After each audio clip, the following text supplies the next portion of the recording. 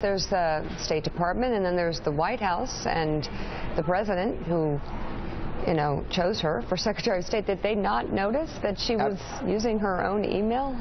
Absolutely. I mean, we don't assume the Secretary of State presumably does a lot of work in person or over text or through staff. But still, every email presumably was a little mini announcement that she was using a non-official email address. And so think of all the national security staff or the White House Chief of Staff or the White House Counsel, all those people, every email thread would have announced what kind of address she was using, we would assume. Yeah. And so this must have been an open secret in senior circles within the White House and the State Department, and so there's another question as to whether anyone tried to come forward. John Wonderlich, thank you so much for being with us from the Sunlight Foundation. Chuck, Todd, Lawrence O'Donnell said earlier with that sort of glint in his eye. Yes.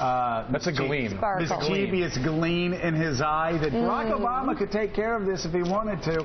I just, I don't see that happening, though. Do you? You could see it in the sort of the old core Obama staffers. If you've seen their quotes, Robert Gibbs and others, they're not very forgiving on this.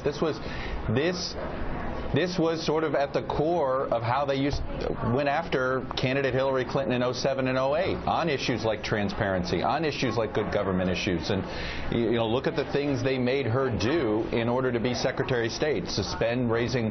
Make sure the foundation suspended raising money from foreign governments for a time period.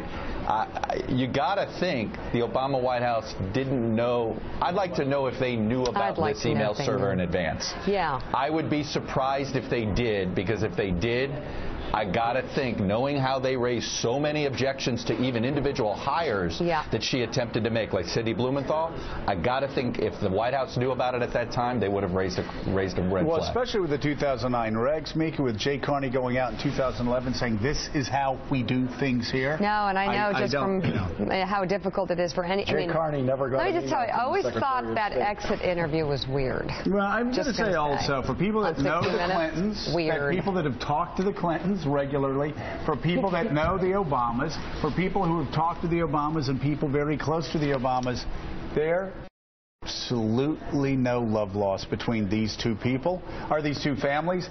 And I'm with you, Chuck. I find it hard to believe that Barack Obama's people would allow her to conduct the affairs of state on a server in Chappaqua, New York.